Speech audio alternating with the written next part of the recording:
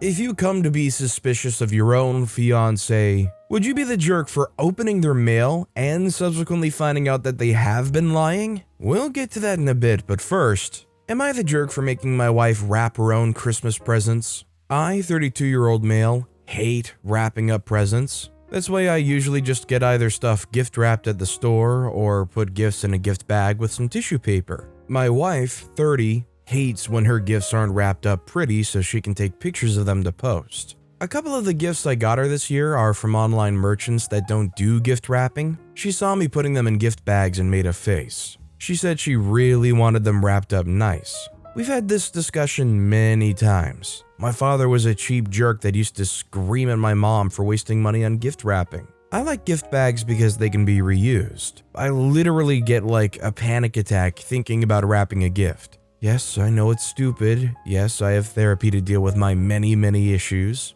So she ended up wrapping her own gifts, but she's mad at me for not making an effort. She said I needed to get over it and just man up and learn to wrap gifts. The reason I left the gifts I ordered online in the shipping boxes is because my wife likes to open stuff. I don't know why. She took the boxes out of the bags and then wrapped the shipping boxes. She didn't want to remove them from the shipping boxes until she opens them. Does anybody else think that even if it's not like the best wrapping job, it's still good enough? I try to wrap my own gifts, but I'm gonna be honest, it ends up looking pretty rough sometimes. Doesn't matter though when you're just gonna rip it all apart. Either way, I don't think anybody could be a jerk for putting all the presents in bags with the paper on top, right? Also, hi, I'm Steven, and if you enjoy getting to decide whether or not everybody here are jerks, why not hit that subscribe button down below? That said, our next story is, am I the jerk for telling a sales lady I don't care about her opinions? So I'm 20-year-old male. I went to the eye doctor a few weeks ago and decided I should get some new glasses since I've had mine a few years. Well, my mom and I went to get me some glasses yesterday. I'm still on her insurance and she wanted to help. We walked in and right away the sales lady I'll call Sally asked if we needed help. My mom said, "You need some glasses," and I said, "Yeah, but I'm just looking." Sally started picking out different frames and making me try them on. None of them were my style, and whenever I was looking at pairs I liked, she would bother me to come try some she picked on. Not sure if she thought my style was different than it actually is or what, but she kept picking out big nerdy glasses, types that someone wear to try to look nerdy. So I said I didn't like them, or they were too big in my face, or flat out said I looked like a nerd. My mom just said, it's her job to be helpful. I was getting more annoyed because I'm buying them, but can't even look for something I like, because Sally kept calling me over to try some on. So after probably 10 pairs Sally picked, I said, I'm not really into those, they make me look like a geek. Sally said, well, I think they look cute on your face and maybe you'd get used to them.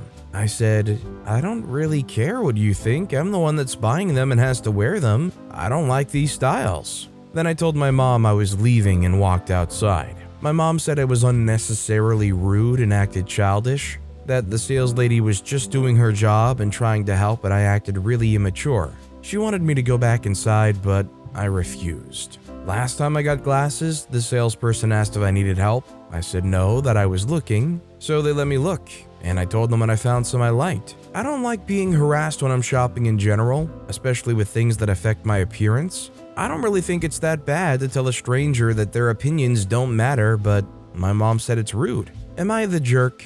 I'm willing to bet that this place is heavily commission-based with selling frames. But I'm right there with OP, I wear glasses too, and almost every time I get new glasses, I just want to stop and look around. But there almost always was some salesperson glued to the hip trying to find some suggestion for me. Buying a new pair of glasses is a big decision because you'll likely wear them for years. And I hate how rushed I feel into trying to make a decision on what frame to pick because there's somebody right there like, how about this one? How about that one? Do those feel alright? Do you like them? This next story is, am I the jerk for moving my girlfriend into my house despite my roommate's wishes? I, 38-year-old male, own a 3-bedroom house. About 8 months ago, an old friend Joe, 37-year-old male, moved to my area and I offered him a place to stay until he found something of his own. I'm sure you all know what the housing market is like right now, so he's still with me. There's no lease because he's still looking, but he's currently paying me $500 a month plus $120 in utilities for a bedroom and a private bathroom.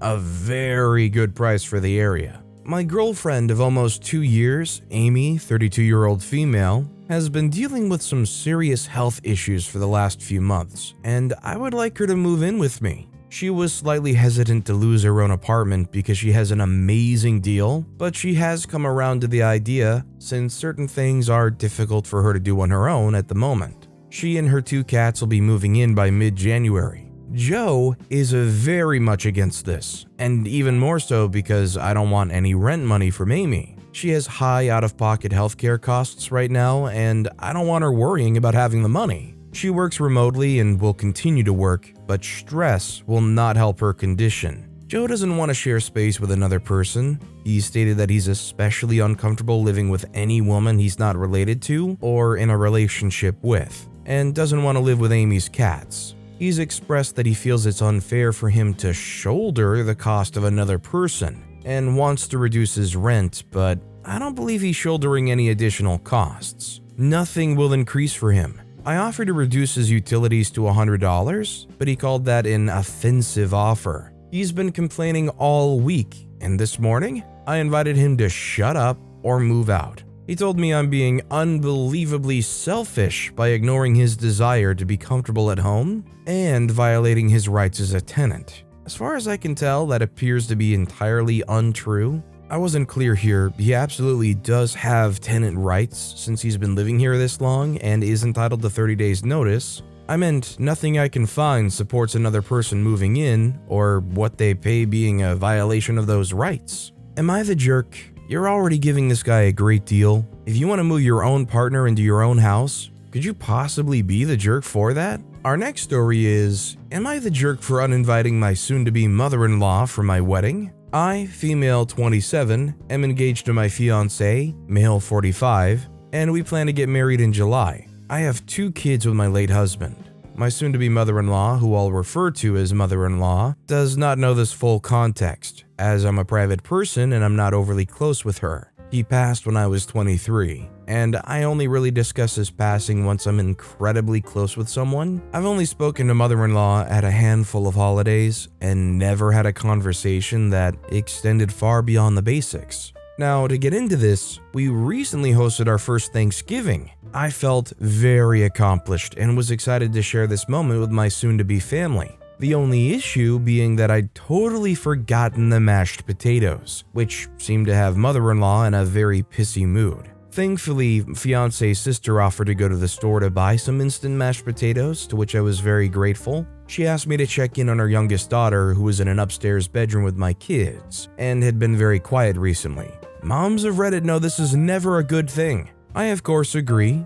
I go to check on them and find them fully engrossed in Encanto. Left, sitting at the table downstairs, were my soon-to-be mother-in-law, father-in-law, brother-in-law, fiancé, and most importantly, sister-in-law's oldest daughter, female 15. As I make my way downstairs, I do note the silence at the table, but I don't think much of it. At the dinner, however, while everyone is leaving, sister-in-law's oldest daughter pulls me aside and asks to speak to me. I ask her if everything's okay, and she explains that while I was gone, mother-in-law made up a comment, something to the note of how she didn't get why fiancé would get with someone who's already used up, and that running around with someone like that would ruin his reputation among men, along with another comment that she said she wasn't comfortable repeating.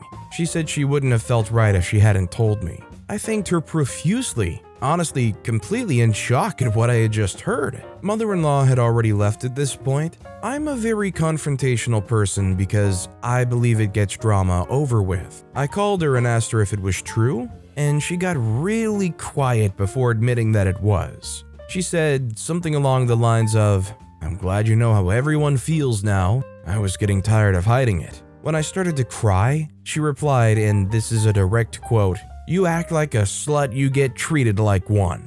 In a moment of anger, I uninvited her for my wedding. My fiancé is very upset and is threatening to leave if I don't fix all of this now. He and our friends are all calling me the jerk, and many have been ostracizing me.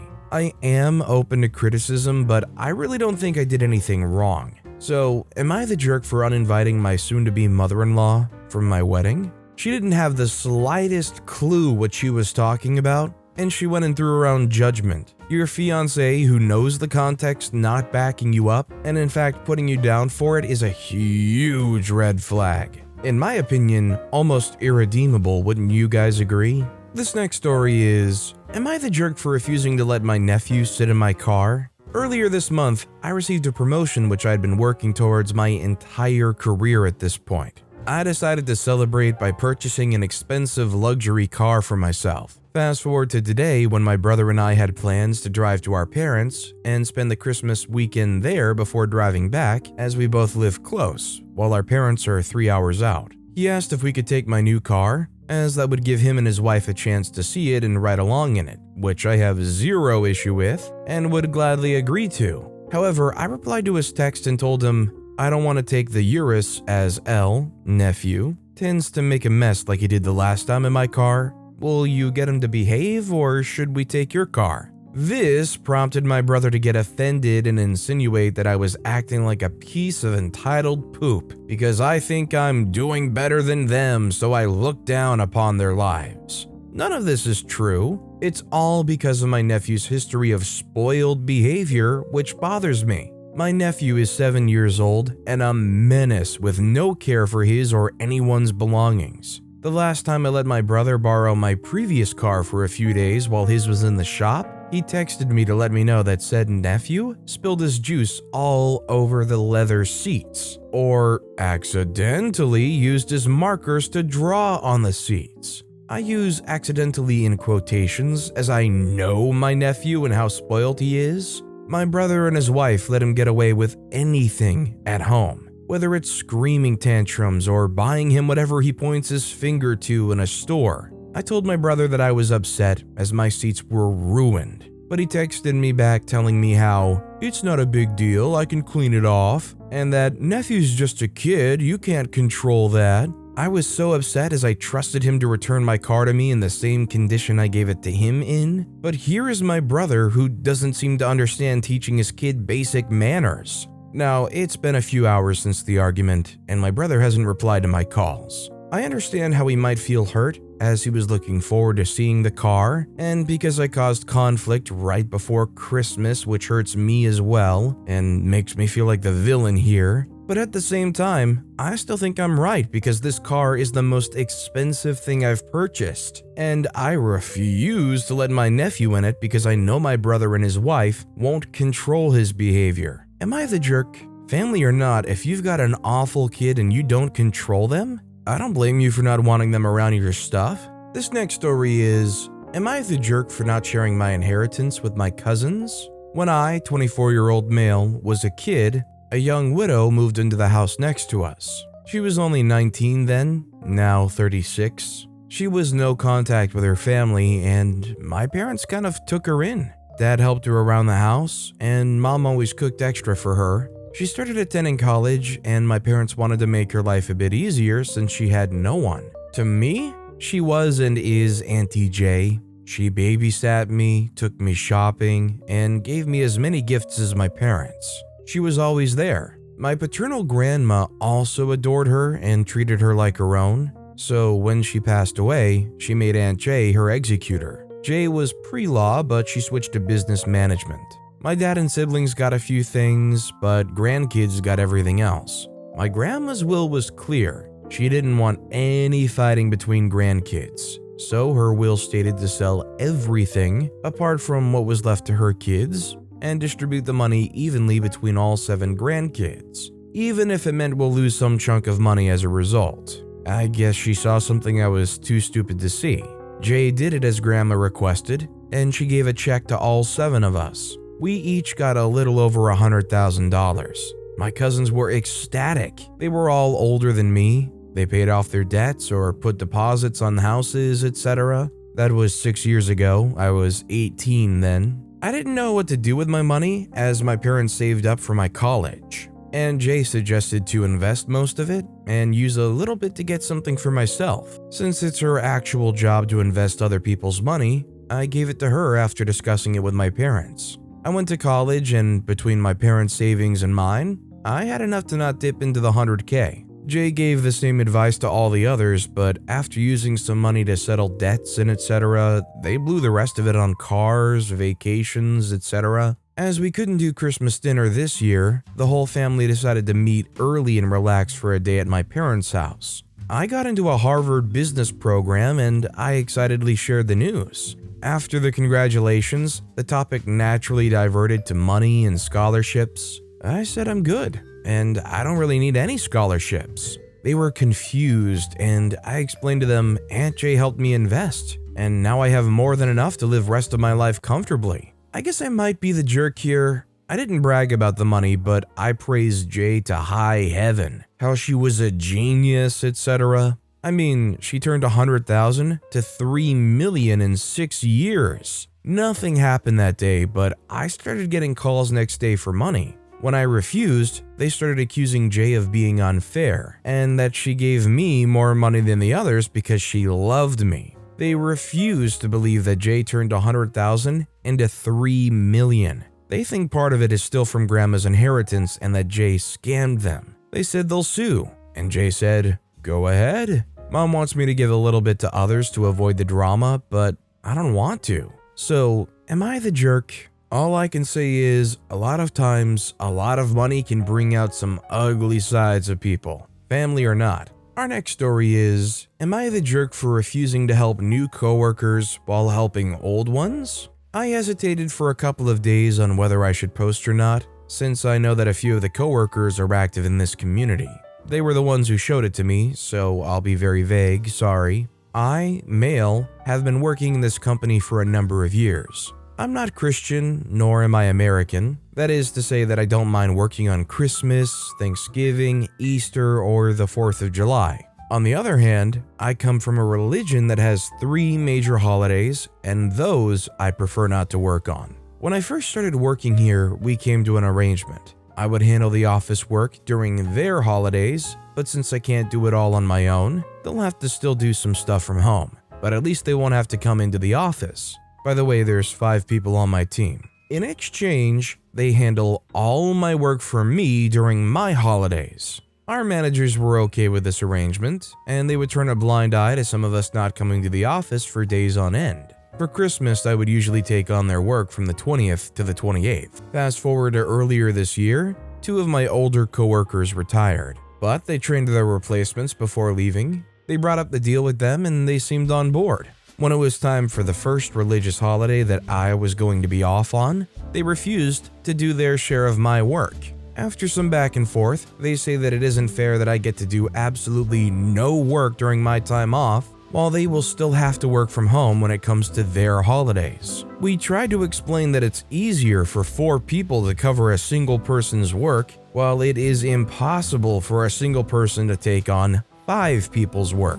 They still said it wasn't fair. I tried talking to my manager, but he said he couldn't do anything since this was a very informal arrangement, and he couldn't force them to participate. That was fair, but that doesn't mean that I wasn't frustrated. Thankfully, the other 2 members said that they're capable of doing the work, and that was that. Last week, I was arranging with my 2 teammates on how to manage the workload for their week off for Christmas. Since it was the work of 2 people, I told them I could swing it without bothering them for the whole week. The new coworkers overheard and were like, 2 people? What about us? I told them straight away that I will not be taking on any of their work. That they didn't help me for the last 3 holidays and I wasn't helping them now. I also asked why they were surprised, considering I didn't do any of their work previously. All they could come up with was, "But this is Christmas." They went to our manager and he told them exactly what he told me. Now they're angry. Apparently they promised their families a week of free time.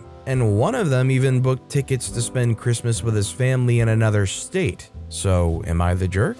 They wanted their cake and they wanted to eat it too. These people are selfish. Not only is OP not the jerk, they should not feel bad about this at all. Our next story is, am I the jerk for calling my partner when I drive home? I, female 28, call my partner, male 29, when I drive home from different places. I call when I'm on my way home from work. I work late at night, so calling helps keep me awake. He said he's fine when I call on my way home from work. I also call when I come home from most places. My parents, the shops, getting fuel from daycare. just to chat. The other day he got annoyed and angry, saying that calling every time I'm on my way home is too much, and that he doesn't want me to do it anymore. I said he was overreacting, because we both work and have a child, 2-year-old female, that chatting on the phone helps make up for time we don't get to ourselves. He's asked that I don't call unless it's home from work late or an emergency, because he feels as though he either has to drop everything and answer or wait for the phone to ring and not do much else.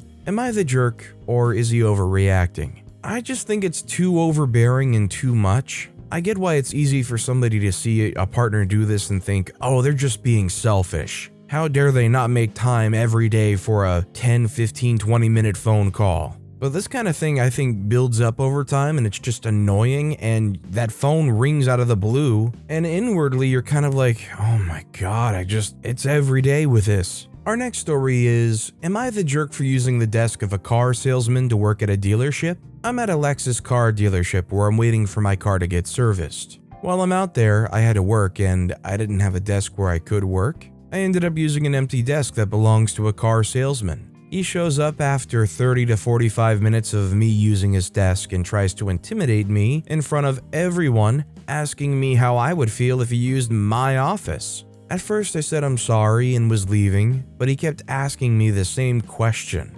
as to how I would feel if he came into my office and started to work. First of all, it's a car dealership and I'm waiting for my car. I didn't walk into the dealership and solicit his desk without any business. Secondly, I was going to go when he asked me to leave, but he wanted to create a scene in front of everyone.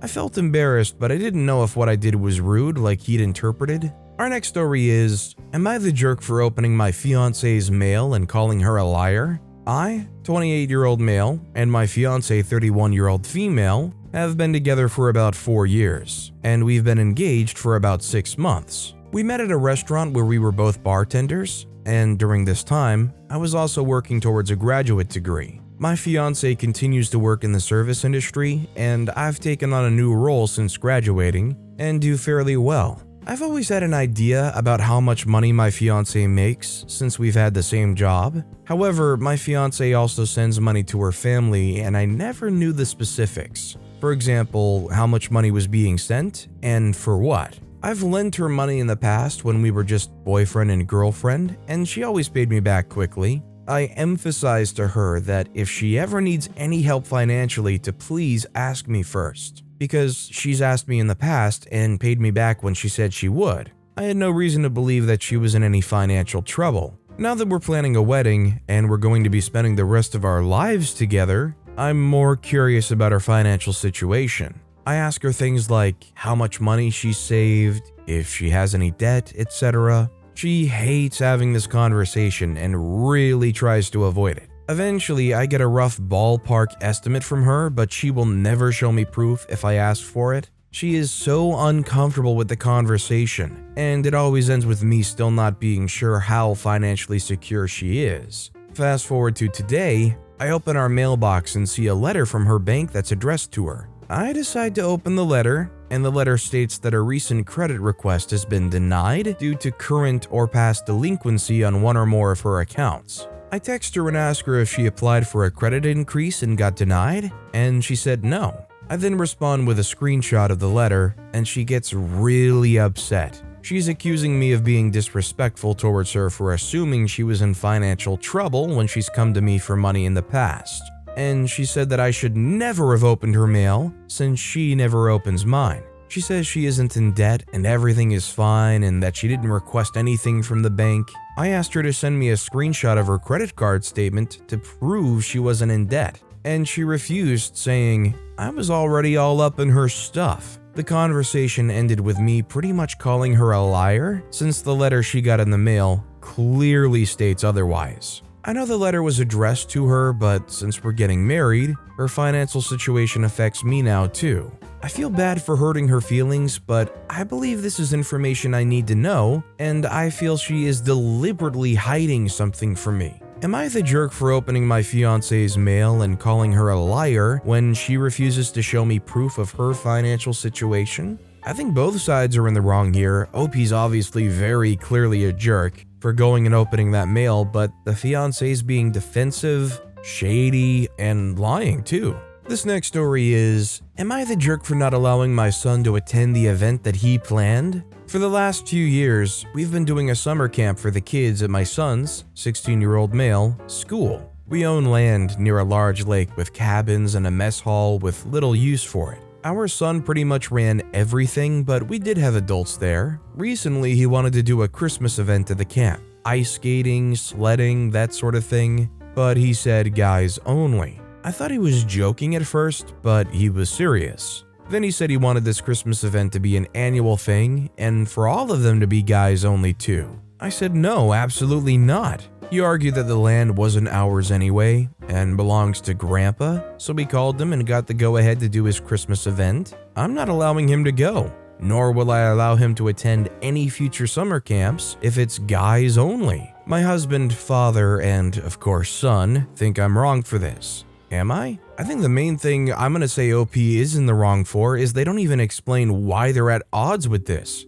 Do they think it's sexist? Do they think it's not inclusive enough? They don't give any reasoning as to why they are opposed to it. What's inherently wrong with a guys-only event, especially for a 16-year-old? This next story is, am I the jerk for reminding my dad he's not my son's parent? I'm 26 now. When I was a freshman in college, me and this older woman hooked up and she got pregnant. There was a lot of drama. My son Matthew was born, and her crazy family wanted to adopt him, but my dad ended up being the one who adopted him. My parents, who have been divorced for 20 years, told me that they'd rather I go back to college and establish myself so I can be the father I needed to be for Matthew. I was still a kid myself. Maybe I wasn't there every day. Now I'm about to get married, and my fiance loves Matthew as much as I do. We both make good money and just bought a house. Over the years, my dad started to treat me like I'm just Matthew's older brother. He's 7, and I'm actually a responsible adult. Basically, I want Matthew to start living with me, and I take charge of him. My dad's being a jerk now about it, even going as far as to tell me that I need permission from him to spend time with my son. He's my son regardless of what paperwork my parents made me sign. A lot of things bother me about how my dad's taking care of my son, and my mom sides with him every time. I would do things very differently. I reminded them that my goal is to take him back.